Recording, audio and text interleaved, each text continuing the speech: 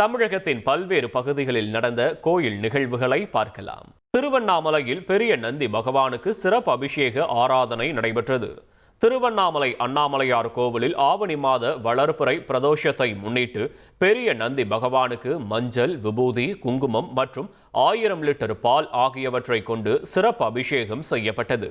பின் மலர் மாலைகள் சாற்றப்பட்டு பஞ்சமுக தீபாராதனை நடைபெற்றது. இதில் திரளான பக்தர்கள் கலந்து கொண்டு சாமி தரிசனம் செய்தனர்.